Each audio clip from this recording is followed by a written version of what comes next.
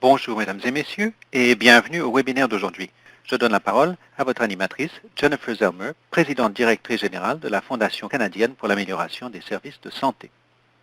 Je souhaite la bienvenue à ce webinaire sur les équipes en sciences de la mise en œuvre, renforcer la préparation des établissements de soins de longue durée à la pandémie. Je voudrais commencer par reconnaître que nous sommes réunis sur un territoire habité par les peuples autochtones depuis la nuit des temps. Nous reconnaissons et apprécions profondément leur lien historique avec ce lieu et la possibilité de nous y réunir aujourd'hui. Je me trouve à Ottawa, qui est le territoire traditionnel et non cédé de la nation Algonquin-Anishinaabe. Nous sommes heureux d'avoir la possibilité de vivre et de travailler dans ce lieu exceptionnel. Je vous encourage à vous présenter dans la boîte de dialogue pour entamer la conversation et pour que chacun sache qui d'autre est présent.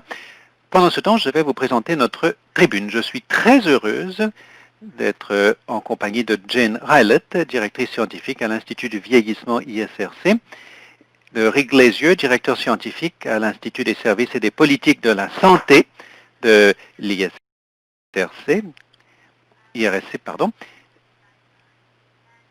et pour nous aider à répondre aux questions, Megan McMahon. Nous sommes également en compagnie de Lindsay Garreau, ma complice à la FCRSS, qui va vous communiquer davantage d'informations au sujet du portail et du processus de demande. Donc, commençons tout de suite. Je suis très heureuse de souhaiter la bienvenue à nos organismes partenaires. La Fondation canadienne pour l'amélioration des services de santé et l'Institut canadien pour la sécurité des patients sont les principaux organismes qui animent ce processus. Se sont joints à nous 5 organismes exceptionnels. L'Institut canadien, les instituts de recherche en santé du Canada, la Michael Smith Foundation for Health Research, la Fondation de recherche en santé du Nouveau-Brunswick et la Saskatchewan Health Research Foundation. Bienvenue et merci à nos organismes partenaires. Nous voulons faire 3 choses aujourd'hui. Tout d'abord, vous présenter le nouveau programme conjoint de la FCRSS et de l'ISP sur les soins de longue durée, SLD+, et pandémie à prendre ensemble. Ensuite, présenter la possibilité de financement, équipe en sciences de la mise en œuvre, renforcer la préparation des établissements de soins de longue durée à la pandémie. Et enfin, nous assurer que tout le monde est prêt à soumettre une candidature à la possibilité de financement. Vous pouvez en tout temps poser une question dans la boîte de dialogue et nous avons également prévu une période de questions à la fin. Alors, par où commencer? Comme vous le savez certainement, la pandémie a durement frappé le secteur des soins de longue durée au Canada. 8 décès reliés à la COVID sur 10 ont été constatés dans les soins de longue durée. C'est le double de la moyenne des autres pays de l'OCDE. En fonction de ces données, nous avons réuni virtuellement, bien sûr, des spécialistes de tout le pays, des patients partenaires, des responsables des services de santé, des universitaires, en mai et en juin, pour leur poser 3 questions. D'abord, qu'est-ce qui a contribué à la situation qui existait alors? Qu'est-ce qui a contribué aux éclosions? Et puis ensuite, dans le secteur des établissements de soins de longue durée, de concert avec les partenaires dans le secteur hospitalier, le secteur du gouvernement, quels sont les intervenants qui peuvent conjuguer leurs efforts? Deuxièmement, quelles sont les pratiques prometteuses qui ont été constatées, des pratiques prometteuses avec un potentiel de diffusion et de mise à l'échelle à court terme?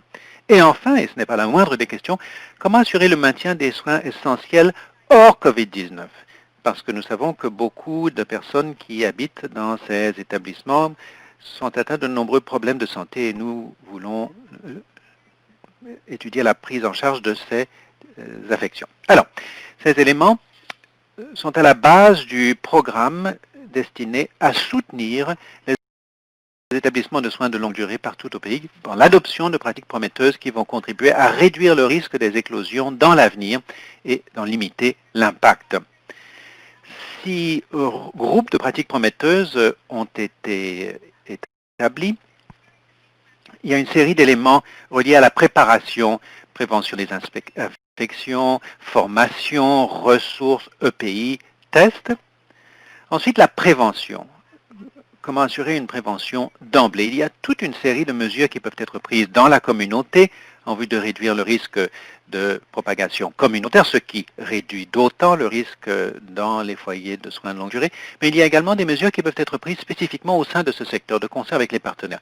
Par exemple, des pratiques prometteuses comme des exercices de simulation avec les partenaires de la communauté afin de déterminer quelles mesures prendre en cas d'éclosion, qui réagit et comment. Donc la mise en place des plans.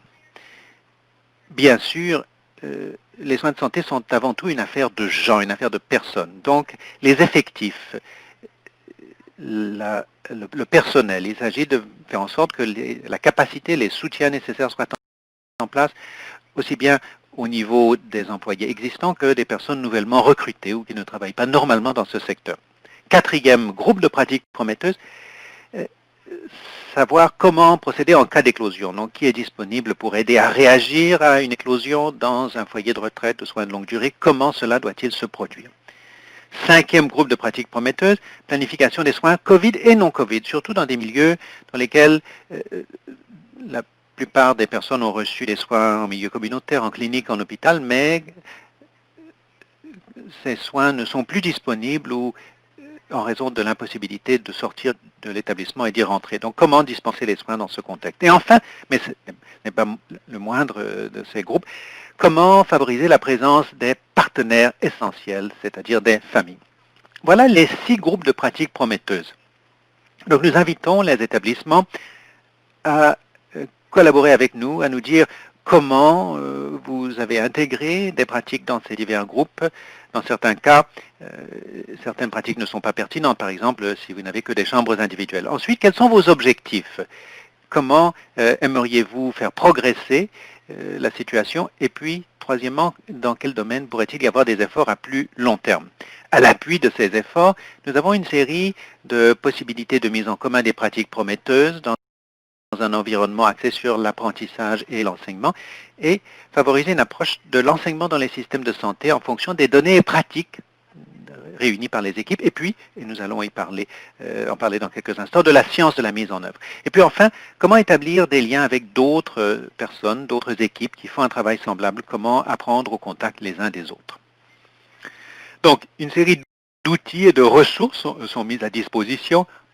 Il y a des webinaires sur un bon nombre de ces pratiques exemplaires qui permettent de mettre en commun les expériences partout au pays ainsi qu'à l'étranger aussi. Il y a la possibilité de caucus, donc de brèves conversations sur des thèmes spécifiques qui vous intéressent, auxquels vous pouvez vous joindre afin d'échanger avec vos collègues. Possibilité d'encadrement et de mentorat, si vous avez besoin d'un coup de pouce dans tel ou tel domaine dans lequel vous voulez progresser. Des échanges entre pairs, et ils sont nombreux, et puis une série d'outils pour soutenir le changement. Donc des outils qui peuvent exister d'ores et déjà dans votre région ou des outils qui sont mis au point, par exemple en matière de contrôle des infections, de normes, de lignes directrices. Ces outils peuvent avoir complété ceux qui sont à votre disposition, dont nous cherchons à en assurer la diffusion. Et puis enfin, mais encore une fois, ce n'est pas le moindre de ces outils, l'accès potentiel à une subvention de démarrage pour vous aider, par exemple, à assurer à des remplacements des personnes qui font ce travail, afin que ce ne soit pas une activité secondaire. Nous avons également un laboratoire des politiques axé sur la présence des familles. Comment cela fonctionne-t-il? Au mois de juillet, nous avons inauguré le programme et vous pouvez vous y joindre en tout temps. Il n'y a pas de date butoir, de date limite pour l'adhésion. D'ores et déjà, un rapport sur les pratiques exemplaires est à disposition, la possibilité de réaliser l'auto-évaluation en ligne pour commencer à accéder à l'encadrement et la formation, accéder au financement de démarrage. Donc, nous avons pris un bon départ. Il y a encore beaucoup d'autres choses. Si vous voulez en apprendre davantage sur le processus, sur le programme SLD+, vous pouvez visiter le portail. Vous recevrez également ces diapositives, y compris les liens que nous allons également afficher dans la boîte de dialogue. J'espère que vous allez vous joindre à nous dans ce processus. Tandis que nous entamions ce processus, nous avions également des entretiens avec nos collègues dans les milieux de la recherche sur la manière dont nous pourrions proposer une approche riche, axée sur l'ensemble du système de santé de cette initiative. Je suis ravi que Jane Violet et Rick Lesieux vont vous faire part des opportunités qui en ont découlé. Jane Violet, à vous d'abord. Je vais vous demander de mettre votre caméra en marche pour commencer.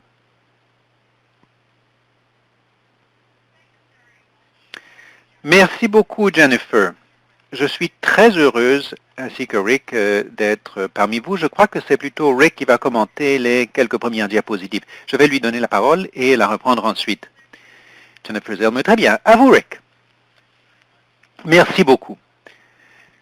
J'espère que vous pouvez m'entendre. Je voulais commencer par remercier Jennifer et la Fondation canadienne pour l'amélioration des services de santé, l'Institut canadien pour la sécurité des patients, nos 6 instituts de l'IRSC qui participent, ainsi que nos 3 partenaires provinciaux.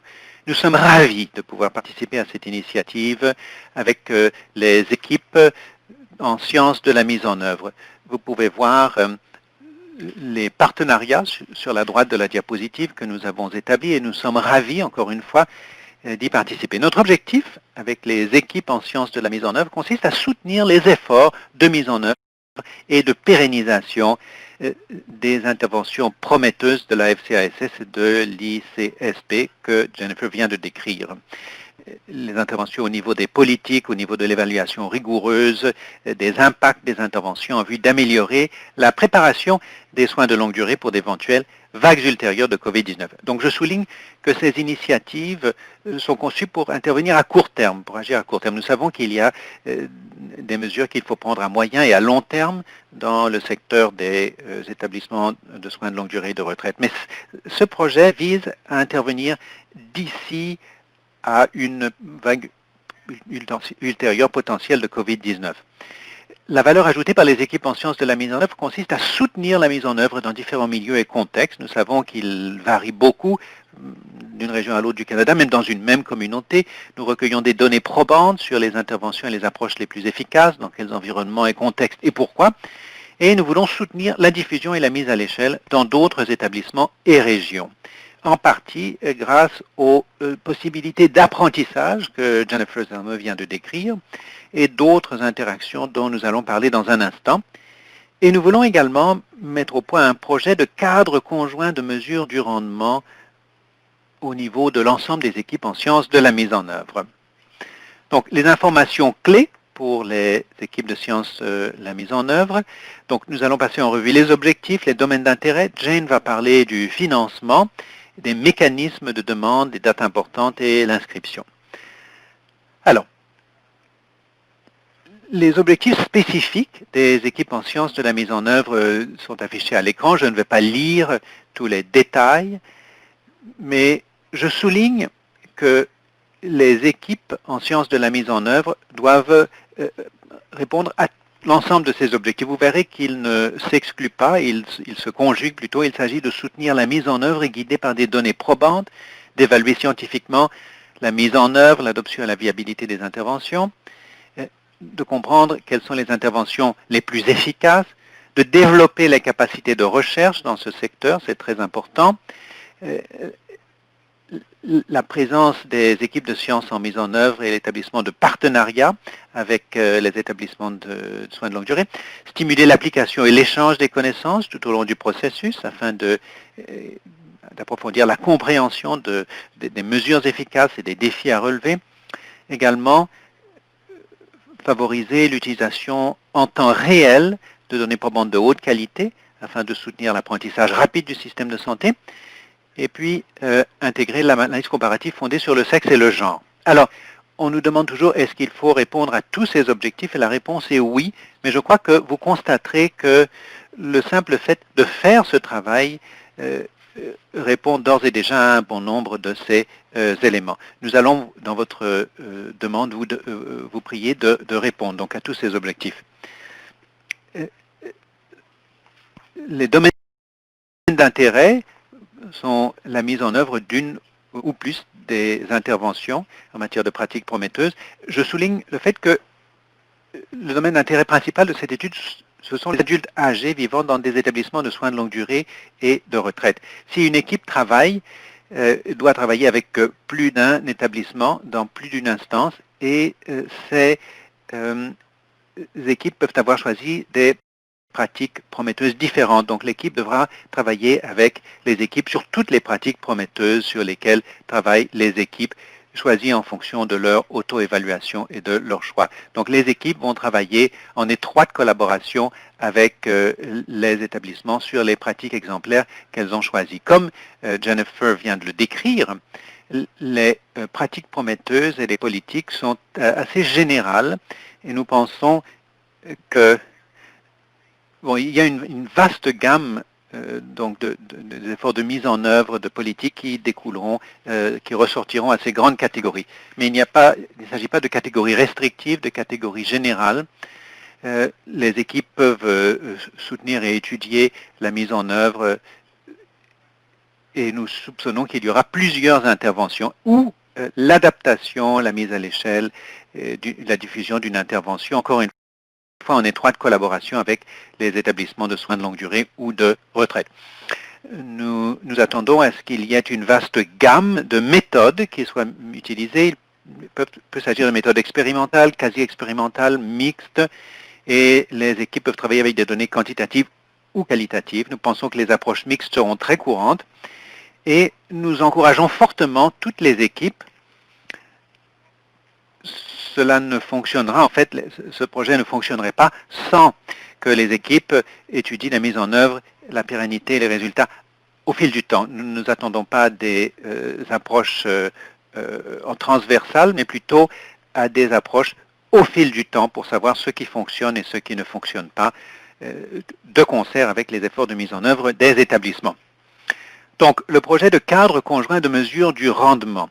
Toutes les équipes en sciences de la mise en œuvre financées participeront à ce projet de cadre. Encore une fois, nous savons qu'il y a des lacunes en matière de données dans ce secteur. Il ne s'agit pas de combler toutes ces lacunes, mais il s'agit d'aligner les efforts en matière de mesure et de données dans ce secteur en vue de former une compréhension commune entre les équipes de sciences de la mise en œuvre et leurs partenaires quant aux facteurs qui favorisent ou entravent le succès de la mise en œuvre et de l'impact d'une intervention.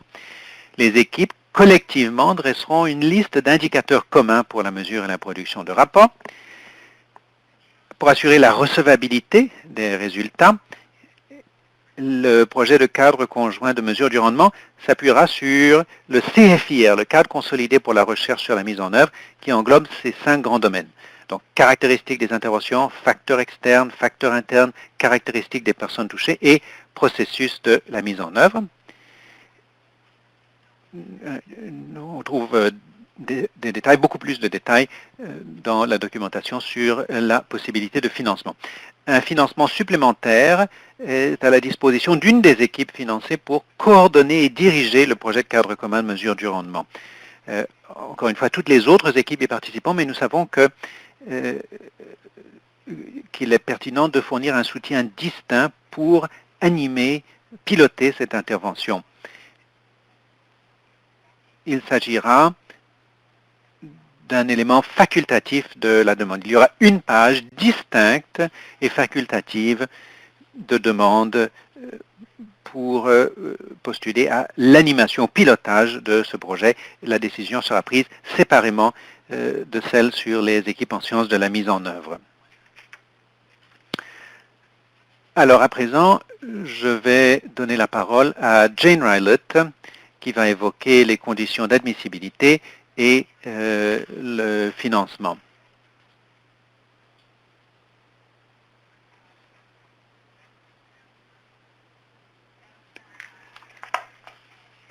Bon, très bien, je peux commencer à partir d'ici. Merci beaucoup, Rick.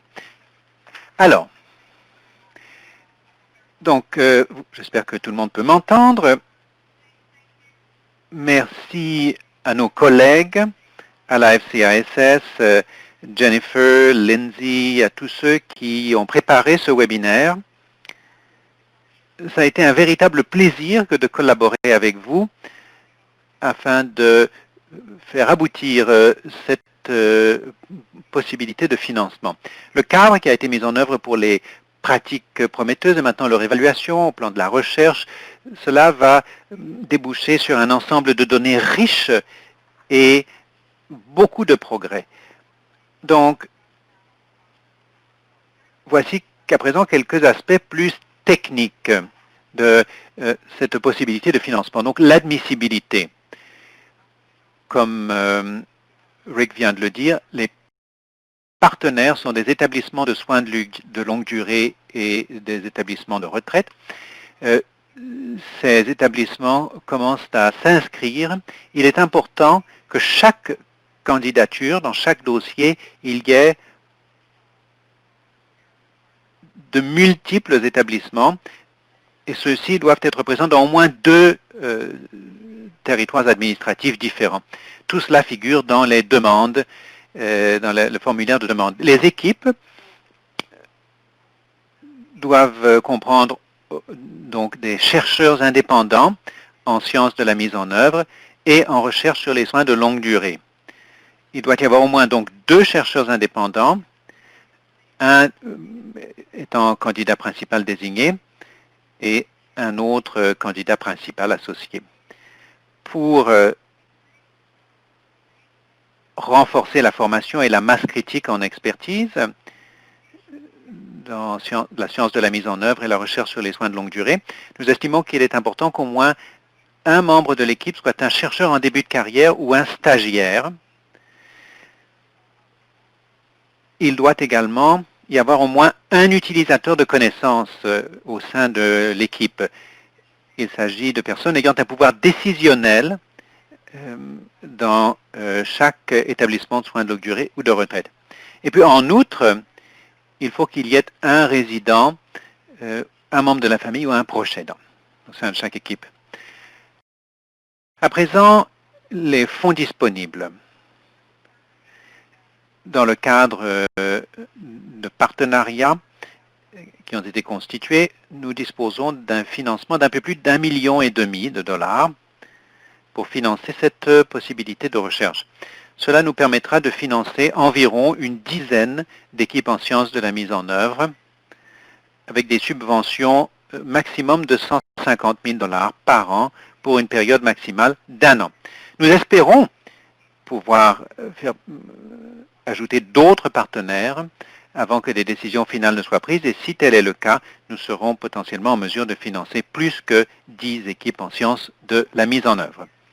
Il s'agit d'une approche pan-canadienne, comme Jennifer et Rick l'ont dit. Par conséquent, nous souhaitons financer des équipes réparties dans l'ensemble du pays et faire participer des établissements de soins de longue durée et de retraite dans tout le pays. À la prochaine diapositive, nous allons évoquer les bassins de financement régionaux que nous avons mis au point dans ce but. Un dernier point, vous remarquerez que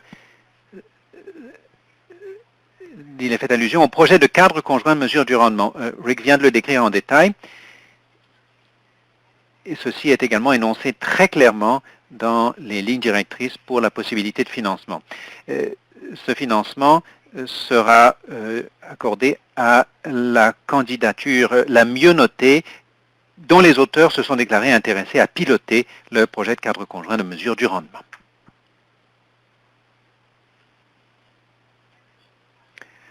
Alors, j'ai parlé des bassins de financement. Donc, puisqu'il s'agit d'un projet pan-canadien, nous voulons nous assurer que les équipes sont financées partout au pays. Donc, nous avons réparti le financement entre diverses régions afin qu'au moins 2 demandes seront financées provenant de l'ouest du Canada, 2 de l'Ontario, 2 du Québec, 1 de l'est du Canada, 1 du nord du Canada, nous l'espérons du moins. En outre, les 2 dernières équipes financées seront les mieux classées après celles qui seront déjà sélectionnées, quelle que soit leur implantation régionale.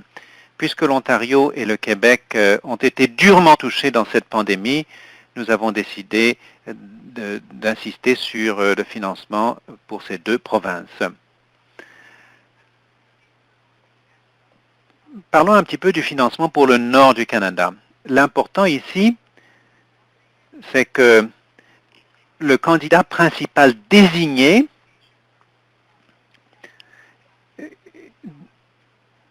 doit être affilié avec la région en question et au moins l'un des établissements de soins de longue durée ou de retraite doit être dans cette région. Donc c'est important lorsque vous préparez votre demande d'identifier la région avec laquelle vous voulez être affilié et c'est déterminé par l'emplacement de l'établissement d'accueil du candidat principal désigné. En ce qui concerne les partenaires de financement provinciaux, donc nous avons eu la chance que 3 partenaires provinciaux se joignent à nous, la Saskatchewan Health Research Foundation, la Fondation de recherche en santé du Nouveau-Brunswick et la Michael Smith Foundation for Health Research. Donc, ces partenaires de financement contribuent des sommes considérables à ce projet. Ce financement sera réparti entre les équipes dont les chercheurs principaux désignés sont implantés dans cette province. Par exemple, à titre d'exemple, le financement de la Saskatchewan sera versé à l'équipe dont le chercheur principal désigné se trouve en Saskatchewan, et même chose pour le Nouveau-Brunswick et la Colombie-Britannique. Alors, les conditions de financement, il existe un certain nombre de conditions qui nous paraissent importantes pour l'aboutissement de ces propositions. Puisqu'une approche de système de santé apprenant est utilisée, il y a un certain nombre de conditions qui doivent être satisfaites par toutes les équipes. Tout d'abord, il s'agit de soumettre de brefs rapports au 2e et au 6e mois du projet de recherche. Ceci va nous donner une idée des résultats émergents. Et puis, il y aura bien entendu un rapport final. Il y aura également un certain nombre de possibilités d'interaction avec les autres équipes en sciences de la mise en œuvre. Il y aura tout d'abord un webinaire favorisant la cohésion des ESMO au début de la période de financement pour permettre donc d'identifier les différentes approches et de mettre en commun des pratiques exemplaires de recherche. Il y aura également des rencontres virtuelles au milieu et à la fin de la période afin de favoriser la transmission des résultats et des leçons tirées. Il est également important que toutes les activités participent aux activités entourant le programme, SLD+, et pandémie, et participent au projet de cadre conjoint de mesure du rendement, qu'il s'agisse ou non de l'équipe qui pilote ce projet. Quelques dates importantes dont il faut tenir compte. L'inscription est obligatoire pour postuler et cette date limite est très proche, le 14 septembre. La date limite pour présenter une demande est le 30 septembre. Et puis, l'avis de décision et de début du financement après un examen par les pairs sera le 1er novembre. L'inscription est obligatoire. La date limite est le 14 septembre, comme je l'ai dit. Le processus est exposé sur cette diapositive, est également disponible sur le site web. C'est un processus assez simple. Il faut inscrire les renseignements sur les membres de l'équipe, le chercheur principal désigné, les utilisateurs de connaissances et les autres partenaires qui font partie de l'équipe. Donc résidents, membres de la famille, proches aidants. Le candidat principal désigné doit être identifié à ce moment-là et ne peut pas changer au fil du processus de demande. Toutefois, les autres membres de l'équipe peuvent être ajoutés ou retirés ou leur rôle modifié. Il importe également que chaque équipe fournisse donc des renseignements au sujet de chaque membre de l'équipe, mais il n'est pas nécessaire d'avoir un CV commun. Il existe donc un autre mécanisme pour fournir des CV. J'ai parlé du bassin de financement régional. C'est important également de préciser quel bassin chaque équipe choisit pour son appartenance. Donc il faut donner cette indication au moment du dépôt de la candidature. Et il faut également suggérer des pairs évaluateurs. Les candidats sont invités à proposer donc un maximum de 3 pairs évaluateurs. sachant que ces évaluateurs ne peuvent présenter aucun conflit d'intérêt quel qu'il soit associé à la proposition. Alors donc, comment s'inscrire toujours? Il y a donc une longue liste des éléments qui doivent accompagner la demande. Je ne vais pas entrer dans le détail puisque cela sera indiqué sur la plateforme, donc il faut s'inscrire sur la plateforme de la FCISS, mais tous les détails de la demande doivent être fournis avant le 30 septembre. Encore une fois, bon nombre des éléments que je viens d'évoquer, donc, identification de tous les membres de l'équipe avec les CV requis. Donc, un résumé de la recherche et de la proposition de recherche exposé en détail. Rick a évoqué tous les éléments qui doivent être inclus dans la demande. Donc, il s'agit d'assurer la conformité avec tous ces éléments dans la proposition, c'est critique. Il faut que chaque équipe individuelle précise si elle souhaite piloter le projet de cadre conjoint de mesure du rendement, auquel cas il faut remplir la page supplémentaire pertinente. Bien sûr, il faut une bibliographie, le cas échéant, des références. Il est essentiel de présenter des lettres d'appui des utilisateurs de connaissances de chaque établissement de soins de longue durée partenaire, des lettres d'appui des résidents, membres de la famille et proches aidants, font partie de l'équipe. Ensuite, il faut une explication détaillée du budget. Le montant maximum de financement par proposition est de 150 000 $, comme je l'ai expliqué, pour la période d'1 an, mais il faut qu'il y ait un budget détaillé exposant donc l'utilisation et la justification. Il importe également qu'il y ait une liste d'établissements de soins de longue durée ou de résidences pour personnes âgées. Alors, à présent, je vais donner la parole à Lindsay Yarrow, qui va passer en revue en détail le processus d'inscription et de dépôt des demandes sur le portail de la FCISS. Merci beaucoup. Alors donc, c'est sur le portail que vous allez vous inscrire et présenter votre demande. Alors, je vais passer le portail en revue en général. Si vous avez besoin d'assistance, n'hésitez pas à vous adresser à notre équipe. Nous allons vous envoyer l'enregistrement du webinaire et les diapositives PowerPoint ultérieurement cette semaine. Alors, après vous être rendu au portail, vous allez devoir créer un compte.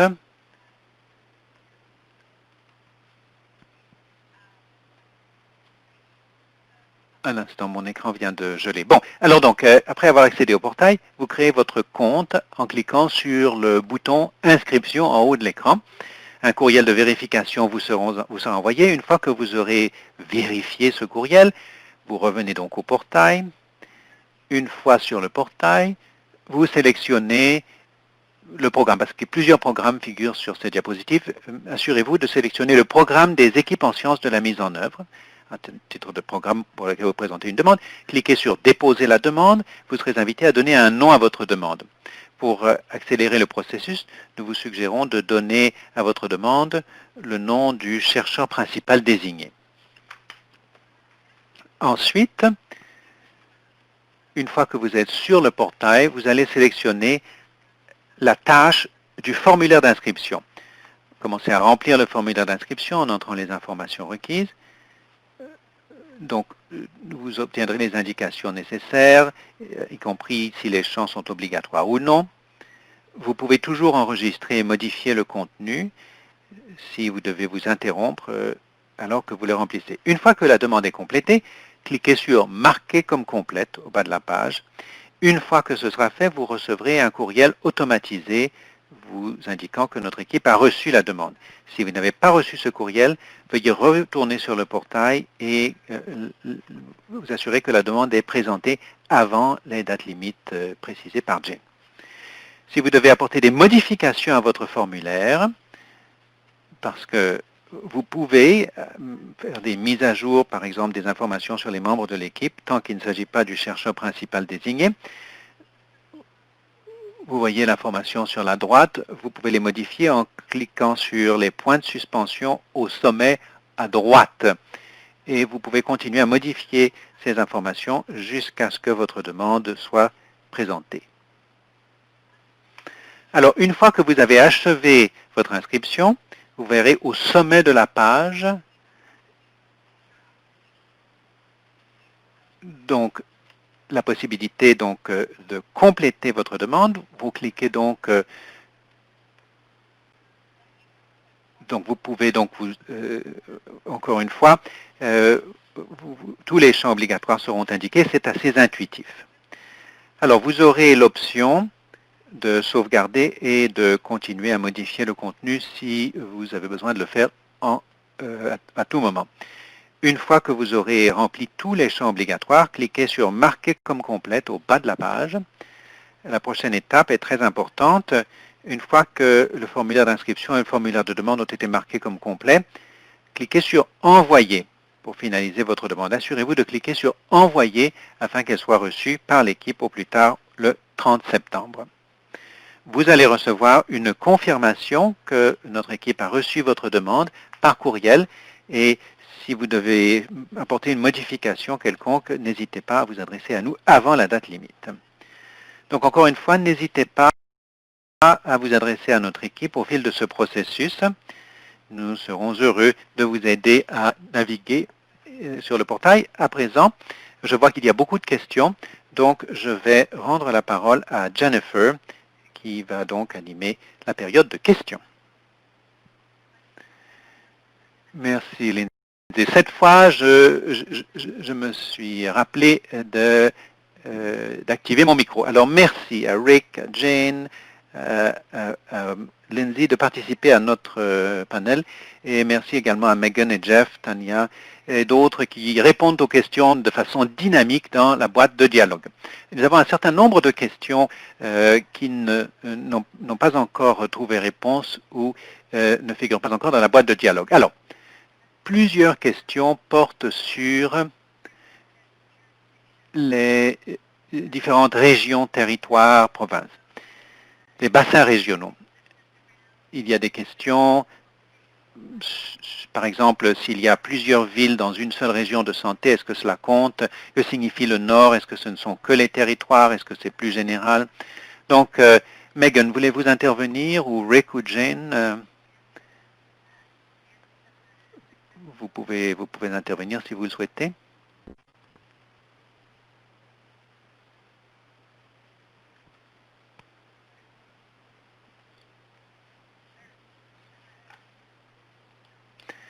Très bien.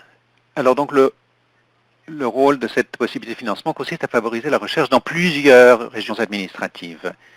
Région étant définie assez généralement, il peut s'agir d'établissements de soins de longue durée dans plusieurs municipalités, villes, régions de santé et ou provinces et territoires. Afin de ménager une certaine flexibilité quant au choix de vos partenaires. Il y avait également quelques questions au sujet de la question de savoir si le candidat principal désigné est domicilié en Ontario. Est-ce que cela interdit d'établir un partenariat avec certaines provinces où il y a des organismes subventionnaires au Saskatchewan, au Nouveau-Brunswick, en Colombie-Britannique? Et la réponse est non, absolument pas. Pour accéder à ces fonds potentiels, l'exigence est qu'il y ait au moins un candidat principal désigné ou un candidat principal associé dans cette province, ainsi qu'au moins un établissement de soins de longue durée aux résidences pour personnes âgées dans cette province ou territoire. Donc voilà la flexibilité qui permet d'établir des partenariats entre régions administratives. Est-ce que vous voulez répondre à la question sur le Nord aussi? Quelle était la question au sujet du Nord? Alors, la question est la suivante. Est-ce que ce ne sont que les territoires qui comptent pour le Nord, ou est-ce que ce sont également les régions septentrionales des provinces? Nous avons défini le Nord dans les lignes directrices comme étant les territoires du Nord-Ouest, le Yukon et le Nunavut. Toutefois, il y a une condition particulière. Normalement, l'implantation des demandes est basée sur la résidence du candidat principal désigné, mais pour le bassin du Nord, il faut qu'il y ait au moins un chercheur qui est situé dans le nord du Canada, mais pas nécessairement le candidat principal désigné. Ceci favorise les possibilités de collaboration entre provinces et territoires, nordiques et autres. Merci beaucoup. Plusieurs questions sont posées sur les modalités de contact avec les établissements de soins de longue durée et RPA. Nous avons demandé aux équipes, au fur et à mesure qu'elles s'inscrivent, si elles sont intéressées à participer au projet de recherche. Une liste d'établissements sera disponible, mais absolument rien ne vous empêche de communiquer avec d'autres ESLD RPA qui ne se sont pas encore inscrits et de les inviter à participer au processus. C'est tout à fait possible. Il y a également eu des questions au sujet de la question de savoir comment cela s'inscrit-il dans le cadre commun de mesures. Je sais qu'il y a eu des réponses dans la boîte de dialogue, mais Rick, pourriez-vous développer un petit peu votre propos au sujet donc du but du cadre commun de mesures et du cadre conjoint de mesures et de ce que nous voulons réaliser grâce à ce processus? Oui, volontiers. Bon, je vais peut-être demander à Meg de compléter les détails une fois que j'aurai donné un survol. Bon, nous reconnaissons qu'il y a avec 10 équipes différentes qui travaillent dans des établissements différents, dans des régions administratives différentes d'un bout à l'autre du pays, nous reconnaissons qu'il n'y aurait peut-être pas un alignement parfait au niveau des éléments qui se font mesurer. Nous ne voulons obliger personne à mesurer exactement la même chose. Bien sûr, les éléments qui seront mesurés varieront en fonction des pratiques prometteuses et des politiques qui sont étudiées, des priorités de l'établissement, etc. Mais nous voudrions avoir des discussions communes, des processus de développement commun au niveau des indicateurs de base, afin qu'il y ait tout de même certains points communs. Encore une fois, tout le monde n'est pas obligé de travailler à l'identique, mais il faut qu'il y ait des moyens communs de comprendre le contexte, de comprendre les interventions qui sont appliquées, les politiques qui sont appliquées, la manière dont on mesure leur succès. Il faut donc qu'il y ait des points communs entre équipes afin que nous puissions comprendre quels sont les défis et quels ont été les succès. Les détails sont à l'initiative des équipes et l'équipe responsable qui va piloter ce projet, qui travaillera en collaboration, déterminera à quoi ressemblera ce cadre, quelles seront les mesures qui seront incorporées, comment cela sera appliqué. Nous n'adoptons pas une approche prescriptive. L'intention, c'est que nous savons qu'il y a beaucoup de lacunes en matière de données, et même les membres du personnel des différents établissements portent des titres différents d'une région à l'autre. Donc, il serait possible d'imaginer un processus de mesure chaotique auquel nous voulons donc imposer un certain nombre. Et puis, ce serait intéressant d'identifier les lacunes en matière de données et de trouver des idées en vue de les combler. Mais je sais qu'il y avait des questions spécifiques au sujet du cadre de mesure. Donc, Megan, je vous rends la parole pour développer les définitions, surtout le cadre que nous espérons voir les équipes utiliser. Oui, merci. Donc, je note que le cadre conjoint de mesure est facultatif. Donc, les équipes peuvent demander à participer isolément du cadre. Il s'agit d'un projet supplémentaire, mais d'un élément important, très important, en fonction des leçons tirées des programmes antérieurs. Par exemple, l'initiative sur le financement des soins au milieu communautaire. Donc, les évaluations seront évaluées en fonction de l'élément ESMO d'abord, et puis l'examen par les pairs du cadre commun sera distinct. Donc, il y a une demande supplémentaire d'une page qui sera offerte aux équipes qui choisiront de participer à ce volet. 2 pages en français. Comme Rick l'a dit, nous n'avons pas prescrit la nature du cadre conjoint de mesure et des indicateurs. Cela sera déterminé en partie en fonction des pratiques prometteuses et des interventions qui seront définies dans les équipes. Mais il est prévu que le cadre conjoint de mise en œuvre soit utilisé comme base parce que ce cadre est basé sur les données probantes. Il a été utilisé pour étudier et saisir les leçons tirées en ce qui concerne le contexte d'intervention complexe. C'est donc l'exigence fondamentale. Et il est donc prévu qu'il y ait une collaboration entre équipes, même si une équipe sera sélectionnée en fonction des scores des comités d'études pour animer ce projet, mais toutes les équipes donc qui participeront. Alors j'inviterai Rick et Jane à ajouter les éléments de contexte qu'elles souhaiteraient. Encore une fois, je serais heureuse de fournir davantage de détails dans le cadre d'un suivi. Merci beaucoup, Meg. Nous allons peut-être passer, je ne vois pas Jane ni Rick intervenir, donc une ou deux questions auxquelles je vais répondre rapidement, et puis nous allons passer au suivant. Une question au sujet de la question de savoir si les ELST RPA ne sont pas inscrits mais veulent participer. Est-ce que la première étape consiste à s'inscrire? Oui, elles peuvent s'inscrire en tout temps sur le site web. Également, une question a été posée sur la question de savoir si cette possibilité de financement sera disponible dans un an. Il s'agit d'une possibilité très spécifique reliée à ce qui s'est produit au printemps. Il s'agit d'assurer que nous parvenons à des résultats différents à l'automne. Donc, je ne veux pas parler au nom de la FCASS, mais je pense qu'il s'agirait d'un financement ponctuel. Jane,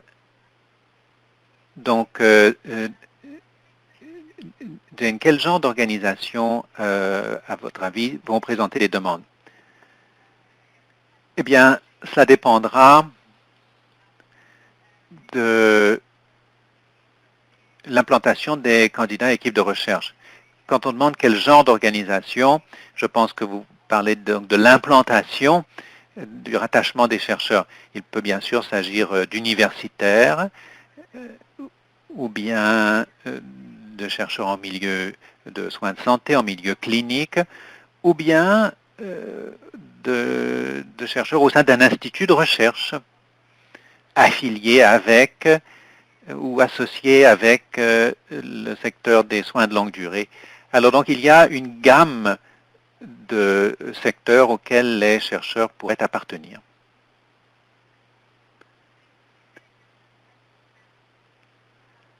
Bon, il y a eu plusieurs questions au niveau des 6 domaines de pratique prometteuses et des interventions. Donc je pourrais peut-être répondre à certaines questions.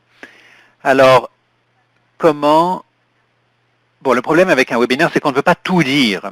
Donc, si vous souhaitez avoir davantage de détails, je vous encourage à consulter le site web. Le lien a été distribué tout à l'heure. Un rapport a été rédigé sur ces 6 domaines qui sont évoqués en détail. Vous pouvez également avoir accès à l'outil d'auto-évaluation pour les établissements. Donc, le premier volet de l'intervention vise l'auto-évaluation des établissements en fonction de ces 6 groupes de pratiques prometteuses et d'identifier leurs objectifs en matière de changement. C'est donc à l'initiative des établissements. Nous prévoyons que ce processus soit réalisé conjointement avec des résidents et des proches aidants, afin que les partenaires appropriés soient autour de la table pendant ce processus. Et le moment est peut-être propice pour répondre à une question antérieure. Qu'est-ce que signifie aidant? En l'occurrence, il s'agit de membres de la famille. Il est vraisemblable que les professionnels des soins seront des utilisateurs de connaissances. Mais pour les aidants, les partenaires de soins, il s'agit de proches aidants. En ce qui concerne le processus d'inscription, donc il y a 2 processus d'inscription. Les établissements s'inscrivent dans le cadre de la possibilité SLD+ et pandémie et peuvent ou non choisir de participer au processus de recherche. Et puis il y a le processus que l'INSEE a décrit pour s'inscrire à titre d'équipe en sciences de la mise en œuvre. Bon, je cherche à suivre le fil des questions au fur et à mesure qu'elles se présentent. Plusieurs questions ont été posées sur les lettres de soutien. Je pense que réponse a été donnée dans le fil, dans la boîte de dialogue. Donc, il n'est pas nécessaire d'avoir une lettre de soutien d'une université, mais pourriez-vous répondre spécifiquement à cette question parce que plusieurs équipes l'ont posée? Oui, les lettres d'appui, enfin les seules lettres d'appui qui sont requises et qui seront examinées sont celles qui figurent dans les lignes directrices sur la possibilité de financement. Donc les seules lettres de soutien qui sont requises et qui seront étudiées sont celles émanant des utilisateurs de connaissances, des ESLD RPA, et de chaque donc résident ou proche aidant qui fait partie de l'équipe. Ce sont les seules deux catégories de lettres de soutien. Merci Meg. Des questions ont également été posées sur l'accès à la liste d'établissements de soins de longue durée de RPA qui se sont déclarés intéressés à participer à ce projet de recherche. L'adresse courriel pour demander l'accès à cette liste a été indiquée dans la boîte de dialogue. De toute évidence, il y aura peut-être plusieurs chercheurs qui voudront contacter les résidences. Nous allons vous demander une ou deux choses. D'abord, comme ce serait toujours le cas, veuillez respecter le fait que les établissements sont hyper occupés en ce moment, à cette époque, et ils travaillent très très fort pour réaliser les améliorations de soins et fournir des soins dans un contexte différent de la normale. Donc, de toute évidence, nous vous demanderions d'être conscient de ce fait lorsque vous communiquez avec les établissements. Vous aurez des possibilités, il y a une possibilité d'équipe additionnelle de s'inscrire. Chaque jour, de nouveaux ELSD RPA s'inscrivent, donc il y aura des mises à jour à cette liste. Donc, merci Jessica qui vient d'afficher l'adresse courriel encore une fois dans la boîte de dialogue.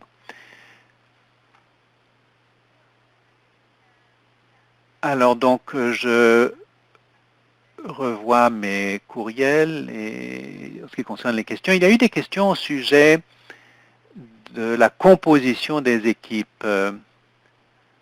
Donc, Rick, pourriez-vous évoquer la composition des équipes et les attentes à l'égard de cette combinaison de personnes ayant une expertise différente?